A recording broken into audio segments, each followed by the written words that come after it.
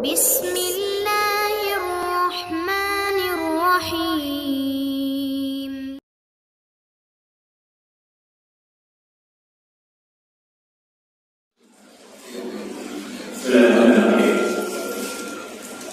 Assalamualaikum warahmatullahi wabarakatuh.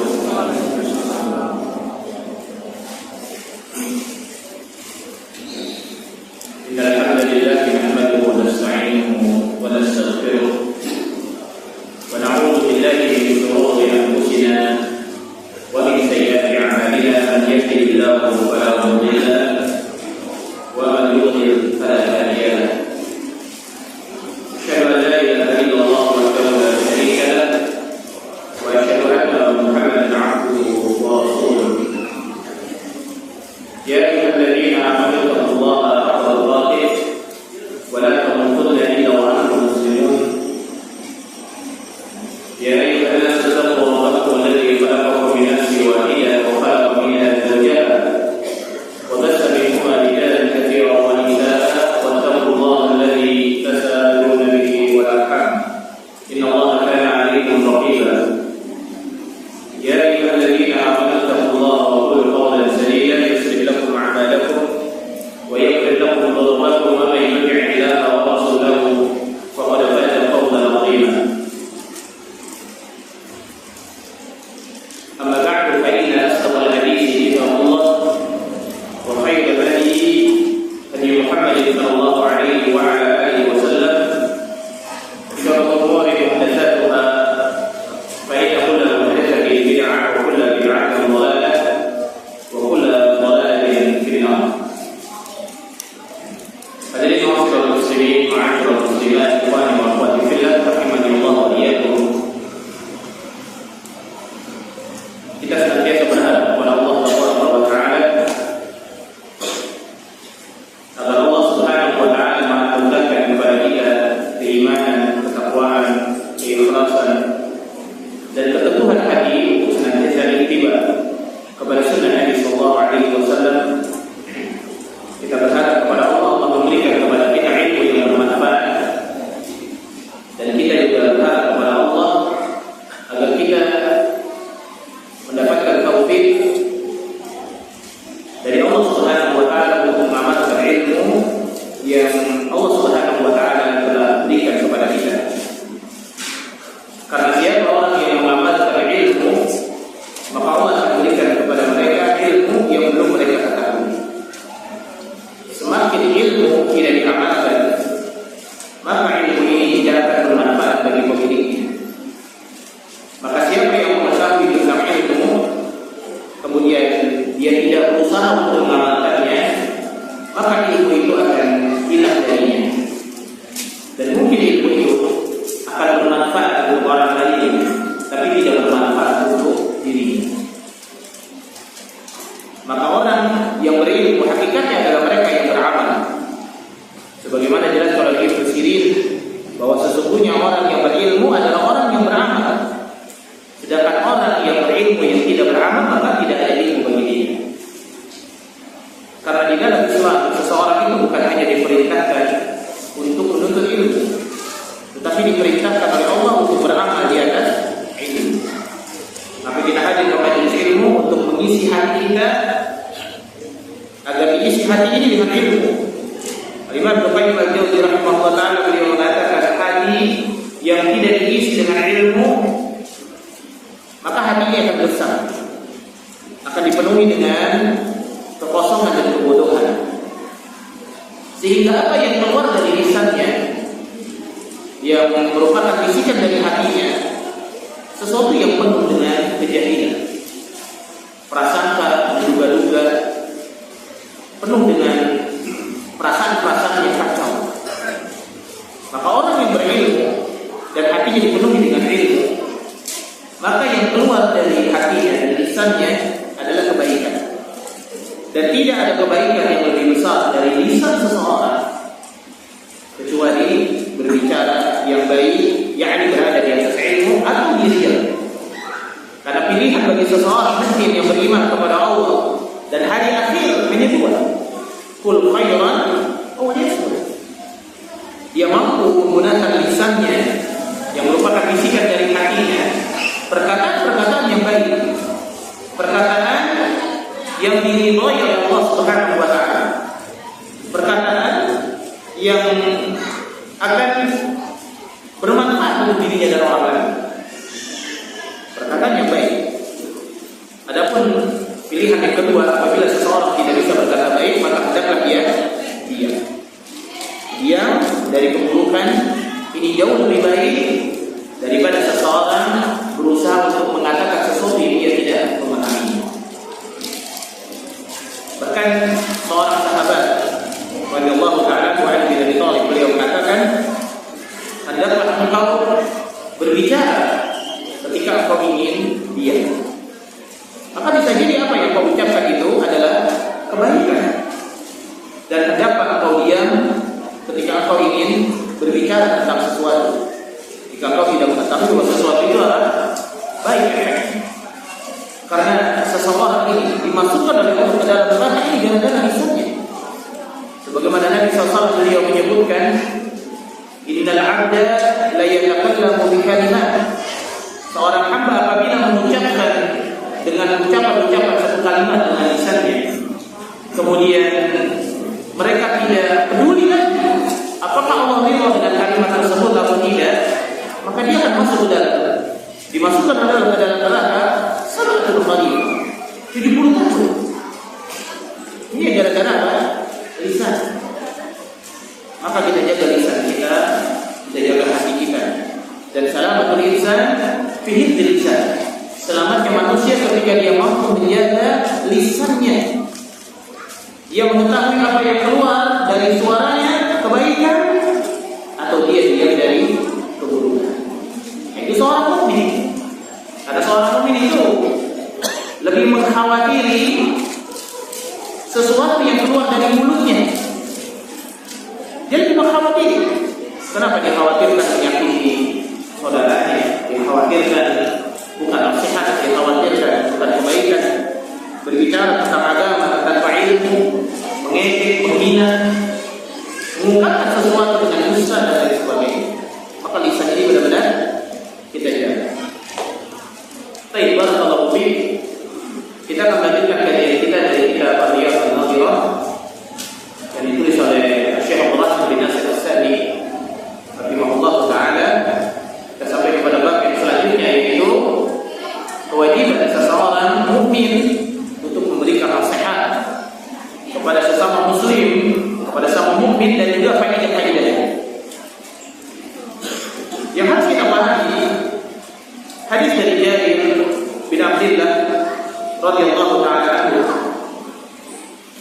beliau mengatakan, bayat Rasulullah sallallahu alaihi wasallam ala iqamis shalah wa ita'iz zakat wa nusuhi li kulli muslim.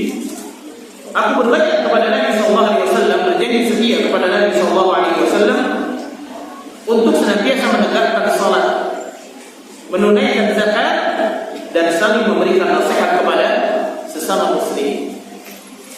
Maka nasihat ini merupakan fondasi yang begitu besar di dalam Islam untuk meneguhkan hati-hati kaum muslimin. Dijelaskan di dalam sebuah maqalah, sebuah ucapan, dan ini juga berdasarkan dari sabda Nabi sallallahu alaihi wasallam, bahwa tidak ada sesuatu yang menjaga seseorang di atas keimanan, tidak ada sesuatu yang dapat menjaga seseorang di atas keimanan kecuali yang pertama taufik dari Allah Subhanahu wa taala, dan yang kedua adalah teman yang saleh yang mereka saling memberikan nasihat. Karena apabila nasihat ini sudah hilang dari dalam diri seorang muslim, maka mereka seperti ahli kitab yang disebutkan oleh Allah Subhanahu wa taala, kanu la yatanahawna an munkarin fa'aluhu. Orang-orang Bani Israil, ahli kitab, yang mereka dilaknat oleh Allah Subhanahu wa taala, di antara hal yang membuat mereka dilaknat adalah kanu la yatanahawna an munkarin fa'aluhu. Mereka apabila melihat kemungkaran di depan mereka tidak. Mereka tidak peduli keburukan yang terjadi di kaum mereka tidak peduli. Yang mereka pedulikan adalah diri mereka sendiri. Adapun seorang muslim, sebagaimana disabdakan oleh Nabi SAW, "Man ra'a minkum munkaran falyughayyirhu biyadihi." Sikap seorang muslim apabila dia melihat kemungkaran, maka hatinya pasti tergerak untuk apa? Untuk bisa mencegahnya dengan tangannya. Kalau dia mampu mencegah dengan tangannya, fa in lam yastati' fa bilisan. Kalau dia tidak mampu mencegah dengan tangannya karena dia tidak memiliki kekuatan, atau ini bukan sesuatu yang apabila dia dengan tangan akan memberikan manfaat, justru malah akan memberikan mudarat misalnya. Ya. Dan dengan tangan tersebut adalah bisa dengan memberi, bisa dengan mencegah, bisa dengan menggunakan kekuasaannya ya, dalam hal nafkah atau lain sebagainya untuk mencegah orang-orang yang berada di bawah tanggungannya dari kemungkaran. Misalkan dia melihat kemungkaran yang dilakukan oleh anaknya, dia bisa mencegah dengan tangannya. Misalkan dengan diberikan sanksi-sanksi yang syar'i, sanksi-sanksi yang tidak dilarang di dalam Islam. Misalkan tidak memukul dengan sesuatu yang memberatkan. Ya, kalau hanya sekedar tidak memberikan uang jajan karena kamu tidak amanah. Ini juga diantaranya adalah yaitu memberikan sanksi dengan kekuatan tangan. Bagaimana dijelaskan oleh para ulama? Di antara mencegah seseorang dari kemungkaran dengan tangannya adalah tidak memberikan fasilitas kepada orang yang berbuat mungkar yang di bawah tanggungannya, di bawah kekuasaannya, apa-apa yang menjadi nafkah buat dia. Karena dia berbuat mungkar. Kalau dia berbuat mungkar, saya tidak berikan. Kalau kamu tidak berbuat mungkar, kalau kamu sholat, saya akan kasih sama kamu. Tapi kalau kamu nggak sholat, saya tidak kasih. Sehingga dia menjaga sholat. Kalau kamu sholat, kamu boleh kerja di sini. Kalau nggak sholat, kamu bisa kerja di sini. Kalau kamu mau kerja di sini, maka kamu harus menutup aurat. Kalau kamu nggak menutup aurat, nggak usah kerja di sini. Ini adalah bentuk mencegah kemungkaran dengan apa? Dengan tangan. Dengan tangan ini. Mencegah kemungkaran dengan tangan bukan dengan memukul. Dan ada juga mencegah kemungkaran ini seperti kemungkaran yang besar. Seseorang yang meninggalkan zakat, seseorang yang meninggalkan sholat. Apabila dia seorang pemimpin, diperangi dia. Dia seorang pemimpin yang ingin mencegah kemungkaran yang dilakukan oleh umatnya yang telah meninggalkan sholat, atau dia meninggalkan zakat sebagaimana Abu Bakar As-Siddiq yang memerangi orang-orang yang tidak membayar zakat. Dia mengatakan, aku akan memerangi orang-orang yang memisahkan antara sholat dengan zakat. Diperangi karena memiliki apa? Kekuatan. Ini salah satu bentuk mencegah seseorang dari kemungkaran. Dan seorang muslim tidak boleh memiliki sifat egois, individualisme, tidak peduli dengan kemungkaran yang terjadi di kalangan keluarganya. Bahkan disebutkan oleh Nabi SAW tidak akan masuk dalam surga ad-dayyus. Itu seorang laki-laki yang mereka tidak memiliki kecemburuan terhadap dosa kemungkaran yang dilakukan oleh ahlul baitnya. Dia kita dari keluarganya. Dia tak peduli dengan anaknya, istrinya yang melakukan kemungkaran, fitnah yang besar dengan bercampur misalkan laki-laki dengan perempuan, reunian atau membuka auratnya atau melalaikan salatnya, tidak menunaikan hak-hak suaminya dan lain sebagainya. Dia ya karena misalkan seorang suami yang tidak memberikan nasihat kepada istri, ketika istri dia berbuat baik kepada suaminya, harusnya berikan nasihat. Jangan kita mengatakan udah biarin aja, ya.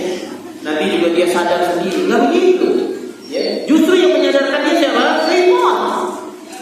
Karena Imam Bukhari Al-Ghazali beliau mengatakan kalau kita tidak memberikan nasihat kepada keluarga dengan lisan kita, dengan tangan kita, dan kita membiarkannya, maka yang memberikan nasihat kepada dia siapa? Syaitan. Karena syaitan itu selalu mengatakan kepada orang-orang yang berbuat maksiat dan merasa senang dengan maksiatnya, inilah nasibun kalian. Kata syaitan, saya ini adalah sebagai pemberi nasihat buat kalian yang sangat terpercaya dalam hidup. Maka berikan nasihat. Seorang mukmin yang melihat kemungkaran, lalu mereka membiarkan kemungkaran tersebut, ya, maka yang akan membuat seseorang itu terbawa dengan kemungkaran ini adalah syaitan. Fa'inna yastati' fa bilisan. Kalau tidak mampu dengan tangan, maka dengan lisan.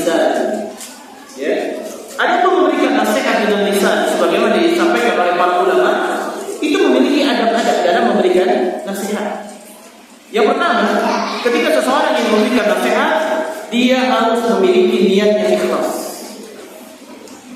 Yang pertama, kalau seseorang ingin memberikan nasihat, maka hendaklah dia memberi nasihat dengan niat yang benar. Tujuannya apa? Adanya perbaikan dari dalam diri orang yang diberikan nasihat. Bukan hanya rajin memberikan nasihat, tapi dia tidak menginginkan perbaikan. Yang kita inginkan dari nasihat itu bukan menyakiti hati orang yang menerima nasihat, tapi yang kita inginkan dari nasihat adalah dia berubah. Ada perubahan dari dalam dirinya. Maka yang diharapkan oleh orang yang memberikan nasihatnya wajah Allah Subhanahu wa ta'ala. Karena Nabi SAW beliau bersabda, ad-dinu nasihat. Agama ini adalah nasihat. Qalu liman, buat siapa ya Rasul? Qala lillah. Wa li kitabihi wa li rasulihi wa li a'immatil muslimina wa ammatihi. Agama ini nasihat, ya, untuk Allah dengan kitabnya, dengan rasulnya, ya, dan juga untuk a'immatul muslimin, imam-imam kaum muslimin, dan juga untuk seluruh kaum muslimin. Kemudian yang kedua adalah memberikan nasihat. Seseorang harus memberikan nasihat walaupun tidak diminta. Berikan nasihat walaupun tidak diminta. Gak harus orang datang berikan nasihat. Datang, duduk. Jika memang diperlukan diberikan nasihat, maka diberikan nasihat. Yang tujuan diberikan nasihat ini terisi hatinya dengan kebaikan. Terisi hati. Kalaupun hatinya merasa perih dengan nasihat tersebut, itu hal yang maklum. Karena orang yang diberikan nasihat ini adalah seperti orang yang sedang terluka. Kemudian kita berikan nasihat, walaupun dengan obat yang manjur sekali, dia akan merasakan sakit. Adapun kita ketika diberikan nasihat, maka hendaklah kita merasa senang. Jangan pernah kita ketika diberikan nasihat kita merasa tidak senang. Seorang muslim ketika diberikan nasihat dia merasa senang. Kenapa? Karena fungsi daripada kita bersaudara di dalam Islam ini, wa in kuntum ala syafa hufratin minan nari fa anqadhakum. Kalau kalian berada di jurang api neraka Jahannam, kemudian diselamatkan oleh Allah dengan persaudaraan ini, dengan memberikan apa? Nasihat. Maka Islam ini adalah agama nasihat. Jadi kalau ada kaum muslimin yang tidak saling memberikan nasihat, tidak mau nasihat, tidak mau dinasihati, tidak mau memberikan nasihat, maka akan lepaslah tali Islam perlahan dari dalam diri. Maka disebutkan lagi oleh sebagian para ulama mengatakan, yang berhubungan dengan din kama yang syahmu min ar-ramyah. Ketika Rasulullah menyebutkan mereka akan melepaskan tali agama mereka sebagaimana lepasnya anak panah dari musuhnya. Di antara yang akan lepas dari tali Islam adalah nasihat sesama muslim. Kalau sudah tidak saling memberikan nasihat sangat berbahaya. Berarti ada hati yang begitu renggang, begitu jauh, membiarkan keburukan. Betapa buruknya ketika seorang muslim melihat saudaranya yang berada di jurang neraka, kemudian mereka membiarkan. Dan betapa buruknya keadaan seseorang yang diselamatkan dari jurang agar dia tidak masuk ke dalamnya, lalu dia tidak menerima dengannya. Buruk sekali. Yang pertama membiarkan, dan yang kedua dia sudah diberikan nasihat, dia tidak mau menerima nasihat. Maka nasihat sepahit apapun kaidahnya, nasihat sepahit apapun kita harus menerima. Sepahit apapun. Dan kaidahnya dalam memberikan nasihat apa? Berikanlah nasihat dengan cara yang paling baik. Ada yang mengatakan nasihat itu ada waktu-waktunya, ya, harus tepat dan lain sebagainya. Perkataan ini bisa ada benarnya, ya, bisa juga tidak ada tepatnya. Benar kalau memang dalam kondisi-kondisi yang seseorang itu dia melihat mungkin tidak akan menerima nasihat ini dengan sebaik-baiknya. Maka dikatakan oleh Ali bin Abi Thalib, khataba an-nas bi qadri ulihim. Kita ini ketika memberikan nasihat kepada seseorang sesuai dengan kadar akalnya. Jangan terlalu tinggi sekali, ya, dan jangan juga kita merendahkan. Kemudian yang selanjutnya, mencari cara terbaik dalam memberikan nasihat. Cari cara terbaik dalam memberikan nasihat. Ya. Tidak boleh dengan merendahkannya, ya. Tidak boleh dengan menyakiti hatinya, menyudutkannya, menuduhnya. Nah, ini tidak boleh. Ya. Berikan saja nasihat. Tidak boleh sampai kepada tuduhan. Ya. Antum ngapain sama perempuan itu? Zina ya antum. Nah, itu namanya nuduh. Ya. Antum kenapa sama perempuan? Kan bukannya nggak boleh gitu. Antum kenapa? Seperti ini. Yang nuduh. Tapi berikan nasihat dengan cara yang baik. Kemudian yang selanjutnya adalah memberikan nasihat secara umum dalam urusan agama dan dunia. Nasihat secara umum dalam urusan agama dan juga dalam urusan dunia kepada dia. Ya. Yang dimaksud nasihat secara umum tersebut adalah yaitu yang tidak terlalu spesifik sampai mengetahui isi-isinya. Ya, nggak usah terlalu spesifik ya, sampai dalam-dalamannya semuanya. Ya. Ini ada nasihatin antum begini ya. Ada itu sebenarnya tahu antum itu, antum begini. Ada yang tahu semua, antum begini. Nah, ini kan terlalu dalam. Nasihat itu secara umum aja. Dia meninggalkan sholat, sampaikan antum harus melaksanakan sholat. Jangan sampai spesifik. Kemarin Anda lihat asar antum nggak sholat. Kemarin juga maghrib Anda lihat antum nggak sholat. Ini nggak sholat. Ya. Nah, ini semuanya dijejerin sama dia. Akhirnya kenapa? Dia merasa dosa saya banyak banget. Ya. Jadi apa? Dia menolak. Karena di antara sumber, ya, kata para ulama, nasihat itu tidak diterima ketika seseorang itu diungkap keburukannya, padahal hanya ingin memberikan nasihat secara umum. Umum aja berikan nasihat. Antum sholat, ya. Antum kalau ketemu orang ucapkan salam. Ya. Antum kalau pakai sendal kaki kanan dulu. Antum kalau berwudu harus begini. Jangan antum berwudu begitu ya. Kemarin yang lihat tubuh juga begitu juga. Karena ini ya, lagi benar kan dalam Islam nasihat begini. Ya. Nasihat dengan mengungkit keburukan. Ini nggak benar dalam Islam. Ya, nggak benar. Seorang istri ingin memberikan nasihat kepada suami, tapi keburukannya diungkap semua. Bang, kamu tahun 2010 begini, 2011 begini, 2018 begini, 2020 begini. Sekarang kamu begini lagi, bang. Mana ini apa?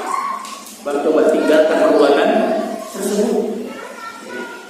Karena kenapa? Perbuatan dosa yang sudah dia lakukan.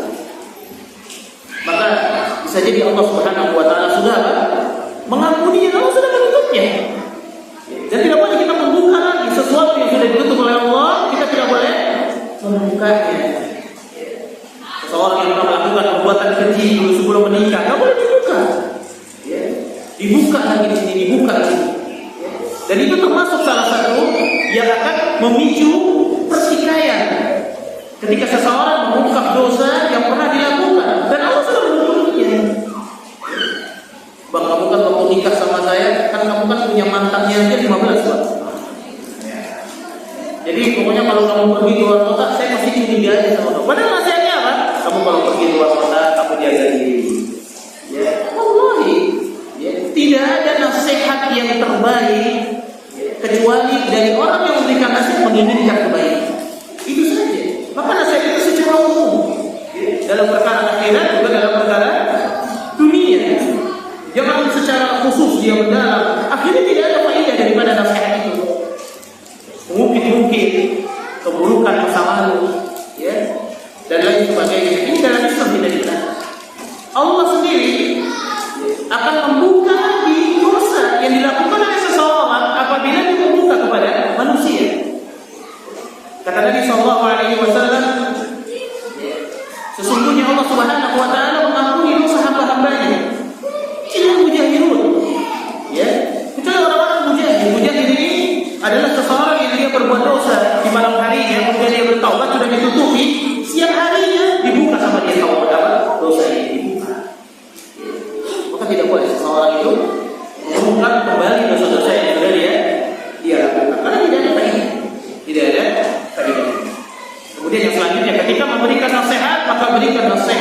dengan cara sembunyi-sembunyi. Berikan nasihat dengan cara sembunyi-sembunyi. Nasihat yang benar itu kata Imam Syafi'i sembunyi-sembunyi, sebagaimana Nabi SAW memerintahkan kepada kita apabila kita ingin memberikan nasihat khususnya kepada para pemimpin, maka hendaklah dia tidak memulainya dengan terang-terangan. Ambillah tangannya, kemudian berikan nasihat secara sembunyi-sembunyi. Kalau dia mau, itu yang kita inginkan. Kalau dia tidak mau, ya sudah. Maka di dalam Islam, Ahlus Sunnah tidak mungkin melakukan demonstrasi. Tidak mungkin seorang Ahlus Sunnah membuka aib pemimpinnya di media sosial. Tidak mungkin Ahlus Sunnah mengkritik secara terang-terangan. Tidak mungkin. Di dalam Islam terbuka untuk mengkritik pemimpin, terbuka. Tapi yang namanya mengkritik berarti harus di depan orangnya. Ya. Harus di depan orangnya. Saya Sulaiman Al-Ruhaili, Habibullah Ta'ala, beliau menyampaikan, memberikan nasihat kepada pemimpin dengan terang-terangan boleh, tapi dengan beberapa syarat. Yang pertama, pemimpin itu ada di depan dia, terang-terangan. Dan yang kedua, yang memberikan nasihat harus seorang alim rabbani, seorang ulama yang rabbani. Gak boleh orang awam memberikan nasihat. Karena kenapa? Yang dimaksud dari memberikan nasihat itu kepada ulil amri, maka yang memberikan nasihat harus ulil amri. Ya. Dan ulil amri di dalam Islam kita memahaminya ada dua. Yang pertama adalah para umara, dan yang kedua adalah ulama. Karena kalau semua orang memberikan nasihat secara terang-terangan di media sosial, ini bukan memberikan nasihat. Namanya apa? Menciptakan provokasi dan menyebarkan aib. Soalnya Muslim kalau memberikan nasihat terang-terangan, mau terang-terangan silakan, tapi dengan cara langsung di depan orangnya. Berikan nasihat begini. Kalau mau berikan nasihat kepada para pemimpin, jangan menjadi obrolan di pos kambing, jangan jadi obrolan di rumah. Ya. Itu terjadi provokasi. Oh, saya nggak setuju dengan MBG, saya nggak setuju dengan BPJS, saya nggak setuju dengan ini. Tapi jadi obrolan di mana? Di desa-desa, di pos kambing. Kalau ini memberikan kritik, tapi dengan cara yang benar dalam Islam. Ya. Kalau tidak bisa memberikan nasihat kritik dan kita tidak bertemu dengan orangnya, maka kata Nabi SAW memberikan solusi yang kedua. Apa itu? Berdoa kepada Allah. Berdoa kepada Allah untuk kebaikan pemimpin. Maka dikatakan oleh Imam Al-Barbahari rahimahullah ta'ala dalam kitab Syarh Sunnah, jika engkau melihat ada seseorang yang berdoa kebaikan kepada pemimpinnya, ketahuilah dia adalah ahli sunnah. Tapi kalau engkau melihat ada seseorang yang mendoakan keburukan kepada pemimpinnya, ketahuilah dia adalah ahli hawa, para pengikut hawa nafsu. Ahli sunnah ikut-ikutan dalam masalah-masalah yang seperti ini. Bukan berarti dia diam dari keburukan, bukan. Ya. Orang diam bukan berarti setuju. Orang diam bukan berarti setuju. Ada orang pacaran, kita diam, apa kita setuju? Ada orang kita musik, ya, terus kita diam, apa kita dibilang setuju? Enggak. Ya. Tapi kita harus memiliki waktu yang tepat dan cara yang syar'i untuk memberikan nasihat. Kalau kepada para pemimpin kita berikan nasihat.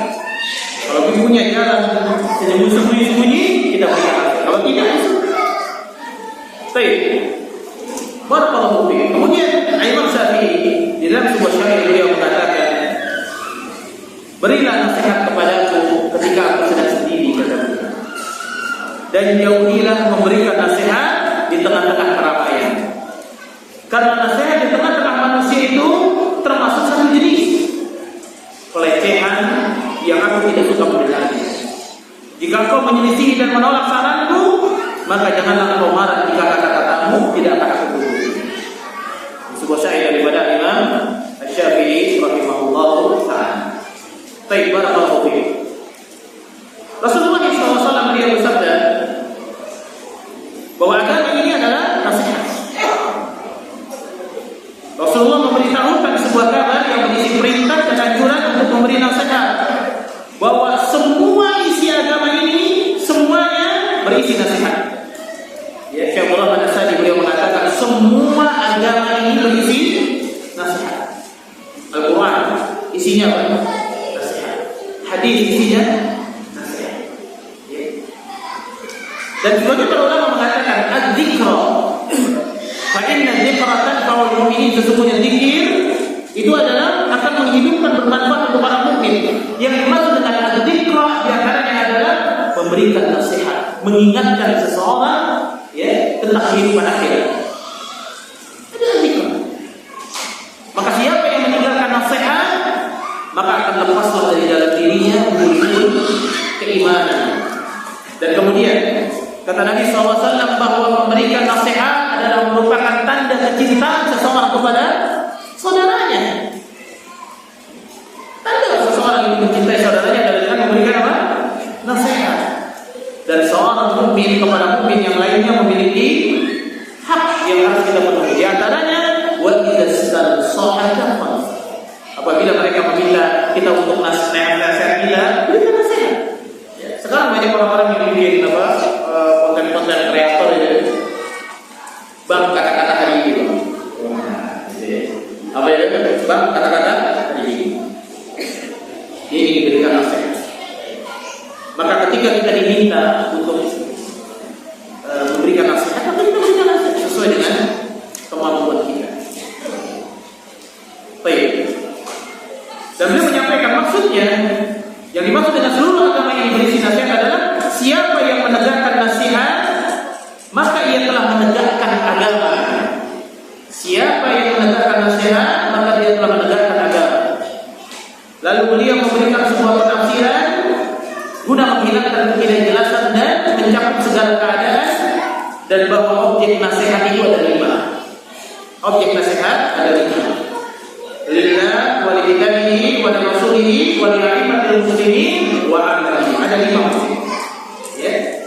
Yang dengan menyempurnakannya maka seorang hamba bisa menjadi sempurna dalam beragama.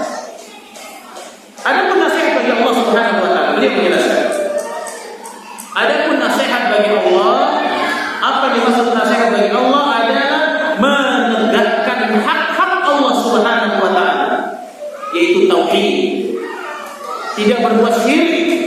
Itu namanya nasihat untuk Allah Subhanahu wa taala. Jadi kalau kita ditanya nasihat itu ada 5 objek. Yang pertama lillah, untuk Allah. Yang kedua li kitabi, untuk Allah, kemudian untuk kitabnya. Untuk Allah adalah memenuhi hak-hak Allah Subhanahu wa taala dengan bertauhid dan beribadah kepada Allah Subhanahu wa taala secara sempurna hanya untuk mencari wajahnya Allah dengan mengikuti Rasulullah sallallahu alaihi wasallam. Dan peribadatan kepada Allah Subhanahu wa taala ini mencakup semua perkara yang wajib untuk diyakini, dari mulai perkara akidah sampai perkara hati dan perkara muamalah. Beliau menyampaikan bahwa yang dimaksud peribadatan kepada Allah adalah di antaranya pokok-pokok keimanan, amalan-amalan hati dan anggota badan, serta ucapan-ucapan lisan yang hukumnya wajib atau sunnah. Karena ibadah itu didirikan di atas ibadah, di atas yang zahir ataupun yang batin. Demikian pula mengerjakan sesuatu yang sanggup dikerjakan dan berniat untuk mengerjakan perbuatan yang dirasa tidak sanggup dilaksanakan. Maksudnya apa? Maksudnya seseorang ketika dia tahu ada sebuah perintah dan dia tidak bisa melaksanakannya, maka dia harus memiliki azam yang kuat, saya harus melaksanakan. Contoh misalkan haji, umrah, ya, atau seseorang berzakat, dia tidak punya harta, tapi dia tahu zakat ini hukumnya wajib, maka dia berazam. Kalau nanti Allah berikan kepada saya harta, maka saya akan berzakat. Kalau Allah berikan kepada saya kemampuan, saya akan berangkat haji, saya akan umrah. Kalau saya punya kemampuan, saya akan belajar bahasa Arab, saya akan menuntut ilmu, saya akan belajar ilmu. Ya. Jadi harus punya keinginan, walaupun dia tidak mampu melaksanakannya. Jadi dia punya keinginan. Kenapa harus demikian? Karena siapa seseorang yang menginginkan sesuatu, berniat untuk melakukan kebaikan, maka Allah sempurnakan dia melakukan kebaikan walaupun dia tidak jadi melakukannya karena ketidaksanggupannya. Kata Nabi SAW, siapa orang yang tidur, kemudian dia berniat untuk sholat malam, sekian rakaat, kemudian dia ketiduran, maka pahala bagi dia pahala sholat malam. Ya, syaratnya satu, ketiduran, ya. Bukan apa? Bukan sengaja tidur. Ya. Udah bangun setengah 4, tangguhlah jam 4 aja. Sekarang kan subuh jam 5 kurang seperempat. Itu bangun setengah 5. Aduh, setengah 5. Ya. Kayaknya uzur deh, rusak buat saya. Badan saya kayak capek. Gak usah. Ya. Padahal sholat malam itu inna mimma syarafal mu'min qiyamul lail. Kemuliaan seorang mukmin itu sholat malam. Ya. Dan kewibawaannya ketika dia merasa cukup daripada apa yang ada pada sisi manusia. Nah, sholat malam, ya. Jangan sampai kita tinggal walaupun sambil duduk, walaupun apa? Sambil duduk, ambil wudu, berat, berdiri, kita duduk di atas kasur, sholat, ya. Atau duduk di atas batu, sholat, ya. Dan kalau kita berat juga istighfar dulu, bangun tidur. Kita mengucapkan la ilaha illallah wahdahu la syarika lahu lahul mulku wa lahul hamdu yuhyi wa yumiitu wa huwa ala kulli syai'in qadir. Subhanallah walhamdulillah wa la ilaha illallah wallahu akbar wa la haula wa la quwwata illa billah. Doa setelah tidur kita. Kemudian masih berada di mata istighfar. Ketika kita malas melakukan kebaikan, bisa jadi kebaikan itu terhalangi gara-gara dosa. Makanya itu biasakan beristighfar, minta ampun kepada Allah Subhanahu wa taala. Agar kita tidak terhalang dari segala kebaikan. Allah Subhanahu wa taala berfirman kepada orang-orang yang memiliki uzur. Laisa 'alal a'ma haraj, wala 'alal a'raj haraj, wala 'alal marid haraj. Surat An-Nur ayat 21. Tidak ada halangan bagi orang yang buta. Tidak pula bagi orang yang pincang, tidak pula bagi orang yang sakit. Dan mereka adalah ila nasaru lillahi wa rasulihi. Apabila mereka berlaku ikhlas kepada Allah dan Rasulnya dan melakukan kebaikan, walaupun orang tersebut memiliki uzur, dia buta, dia pincang, dia sakit, tapi kalau untuk melaksanakan kebaikan, walaupun dia tidak bisa melakukannya, maka dia berniat untuk melakukan. Contoh, orang yang buta, walaupun dia tidak bisa melihat ayat-ayat Allah dalam Al-Quran, ya, tidak bisa melihat akibat baikullah, tapi dia berniat di dalam hatinya, saya harus melihat Al-Quran, walaupun melafazkannya dengan apa. Begitu juga seseorang yang pincang, ya, yang dia tidak bisa sholat dengan tegak, misalnya, dia harus, saya ingin sholat dengan tegak. Begitu juga orang-orang yang sedang sakit, dia sholatnya dengan tiduran karena uzur, maka dia berusaha untuk berniat, saya ingin sholat berdiri, berusaha dulu. Kalau bisa dipapah dia berdiri takbiratul ihramnya aja. Kemudian setelah itu apa? Dia duduk, silakan. Dia mengambil jalan yang paling baik dalam beragama. Maka beliau mengatakan, maka sama saja mereka dijauhkan dari dosa apabila mereka melaksanakan nasihat bagi Allah dan Rasulnya, yakni dengan niat yang tulus dan mengerjakan apa yang mampu untuk dikerjakan. Kerjakan apa yang mampu untuk dikerjakan. Jangan pernah menunda kebaikan, menunggu waktu kita mampu. Kebaikan itu kita mulai saja. Ya, gak usah kita kebaikan ini hanya dinazarkan terus. Banyak orang kebaikan hanya dinazarkan. Kalau saya bernazar akan berpuasa, ya, kalau anak saya lulus sekolah, saya akan bernazar puasa kalau anak saya lulus kuliah. Saya akan bersedekah kalau proyek saya selesai. Sedekah saja semampunya sekarang. Jangan nunggu proyeknya selesai. Sekarang saja lakukan. Karena kenapa? Belum tentu proyeknya selesai, atau proyeknya selesai dia udah mati, nggak sempat dia berbuat lagi. Dan seakan-akan Allah itu menerima yang besar. Ya, Allah itu bukan hanya menerima yang besar, tapi yang sampai kepada Allah adalah takwaan kita kepada Allah Subhanahu wa taala. Jadi kita pernah merasa bahwa dengan bernazar sesuatu yang besar, maka Allah akan berikan kepada saya. Ya, nggak ada kaidahnya kalau saya yang bernazar maka Allah berikan pada saya. Ya. Allah memberikan kepada seorang hamba bukan karena nazarnya. Dan kata para ulama, nazar termasuk bagian daripada sifat orang-orang bakhil. Kalau dikasih baru dia beribadah. Kalau puasa aja udah. Nggak usah pakai bernazar. Tapi kalau dia memang harus bernazar, ya mau diapain lagi? Nggak jadi masalah dalam Islam. Selama nazarnya itu untuk Allah Subhanahu wa Ta'ala. Kata Nabi SAW, siapa yang bernazar untuk Allah, sempurnakan. Siapa yang bernazar untuk selain daripada Allah, jangan. Ya, bernazar untuk Allah Subhanahu wa Ta'ala. Dan di antara bentuk nasihat agung bagi Allah Subhanahu wa Ta'ala ialah membela agama Allah.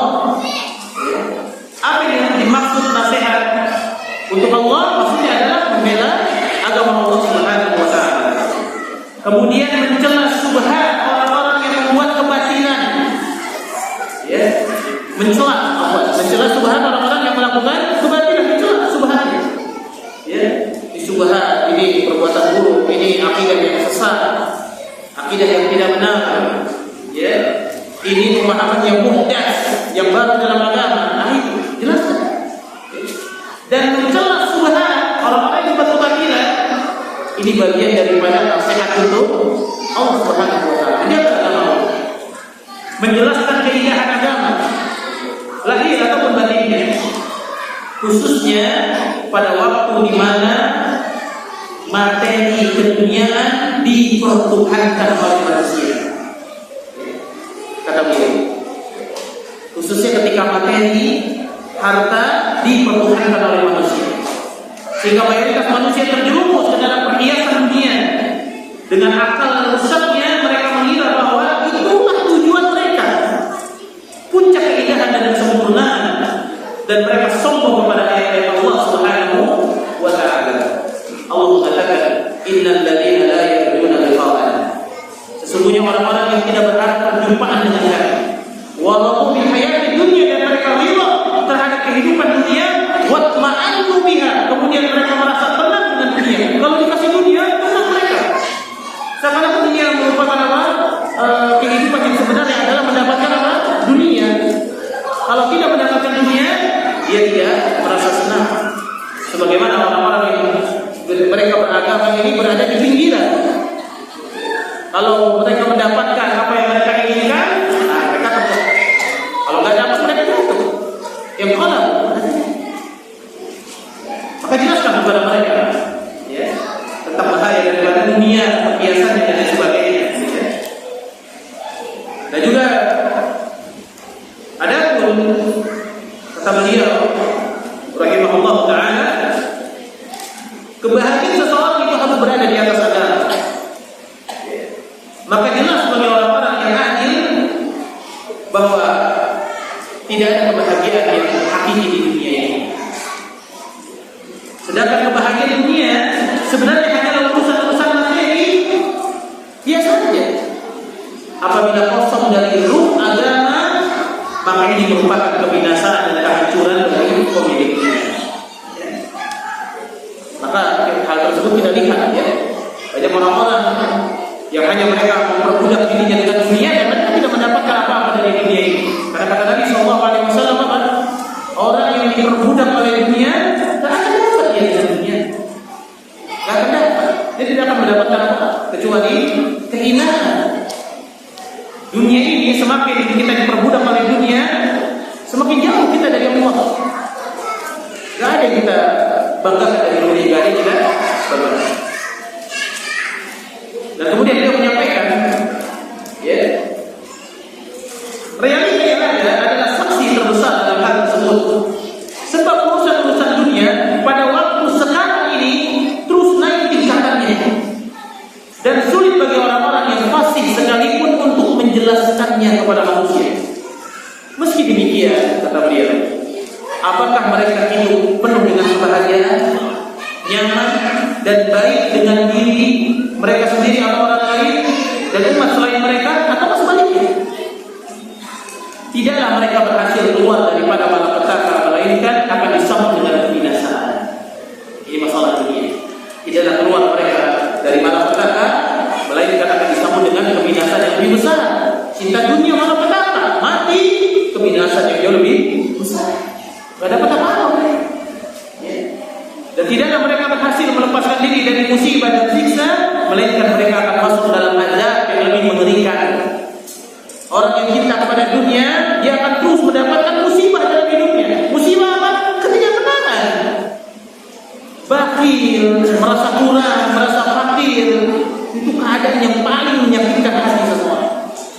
Yang namanya orang kalau sudah punya sifat merasa kurang, tidak qanaah, mau dia punya duit miliaran pun dia merasa kurang. Tapi kalau orang sudah memiliki sifat qanaah, diberikan air seteguh, dia bahagia, merasa cukup dengan apa yang Allah berikan. Maka beliau menyampaikan, tidaklah seseorang itu melepaskan diri dari musibah dan siksa akibat cinta dia kepada kehidupan dunia, lalu dia mati, melainkan mereka akan masuk dalam azab yang lebih mengerikan lagi. Maksudnya orang yang hanya mengejar dunia saja, tidak mau dia berurusan dengan urusan akhirat, walaupun dia masih membawa kepada azab yang lebih mengerikan. Dan beliau mengatakan, demi Allah, tidak ada yang bisa menyelamatkan mereka dari semua itu kecuali mereka memiliki agama yang lurus ini. Mereka dan juga selain mereka akan benar-benar mengetahui akibat buruknya cinta dan membela kehidupan dunia dan juga maksiat dan juga perbuatan-perbuatan dosa. Baik, kita lanjutkan terlebih dahulu. Sallallahu alaihi wa alihi wasallam. Mengamalkan hukum-hukumnya, menjauhi larangan-larangannya dan mendakwakannya. Adapun yang ketiga, nasihat bagi Rasulullah SAW. Ialah seseorang beriman secara sempurna kepada Nabi SAW, memuliakannya, mengagungkannya, menghormatinya, mengutamakan kecintaan kepada Nabi SAW dan ittiba kepada beliau dibandingkan dengan manusia yang lainnya. Dan dalam masalah ittiba, seorang mukmin ini tidak boleh dia beritiba kepada selain Nabi SAW. Ittiba ini mengikuti beragama, mengikuti ibadah, tata cara beragama Nabi SAW. Karena agama ini diturunkan oleh Allah Subhanahu wa taala dan diajarkan kepada kita melalui Nabi Muhammad SAW. Jadi tidak mungkin ada seseorang yang benar dalam beragama kecuali ittiba kepada Nabi. Ikuti saja Nabi dan ittiba itu mengikuti Nabi. Dan ittiba hari ini adalah dengan mengikuti dalil. Karena perkara agama ini itu harus berdiri di atas dalil. Tidak boleh tebak-tebakan, tidak boleh prasangka, tidak boleh menduga-duga. Harus jelas perkara agama ini. Ada dalil, kerjakan. Tidak ada dalil, jangan dikerjakan. Itu adalah perkara agama. Karena urusan ibadah ini adalah tauqifiyah. Ada dalil, kerjakan. Tidak ada dalil, cari dalilnya. Tidak ketemu, berarti bukan bagian dari Islam. Dan kemudian di antara wujud pembenaran atas kenabian Muhammad SAW dengan mengikuti Rasulullah lahir atau batin. Ada di antara perkara yang agung. Ya, kita harus mengikuti Rasul lahiriah dan batiniyah. Lahiriah salat, batiniyah cinta dengan salat. Jadi tidak ada dalam Islam ini perkara-perkara yang sifatnya kepura-puraan. Bertemu dengan orang-orang yang memahami sunnah, dia bersikap seperti ahli sunnah, ya, lahiriah, tapi batinnya membenci sunnah, batinnya cinta kepada al-muhdath selain daripada sunnah, perkara-perkara yang di luar dari Islam. Seakan-akan cinta kepada kaum muslimin, padahal batinnya membenci kaum muslimin. Jadi dibenarkan dalam Islam. Islam itu harus sama secara lahir ataupun batin. Ini ittiba kepada Nabi dalam al-aqidah, akhlak dan juga dalam perbuatan kita. Begitu juga kita antusias mengikuti sunnah Nabi SAW, mengajarkannya, mengambil kandungan dan faedah-faedahnya yang mulia. Karena seseorang tidak akan pernah mendapatkan sebuah kebaikan dari agamanya kecuali dengan mengikuti Rasulullah SAW, manusia yang paling baik yang Allah Subhanahu wa taala turunkan kepada beliau. Kemudian yang selanjutnya, adapun nasihat bagi pemimpin kaum muslimin yang keempat tadi,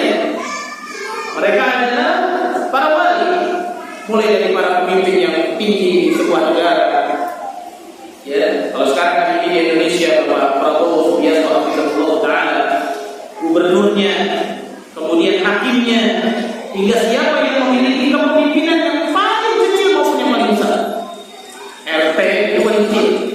Ya, ada lagi paling kecil dari RT apa itu? Keluarga. Ada lagi paling kecil diri sendiri. Kullukum ra'in wa kullukum mas'ulun an ra'iyah.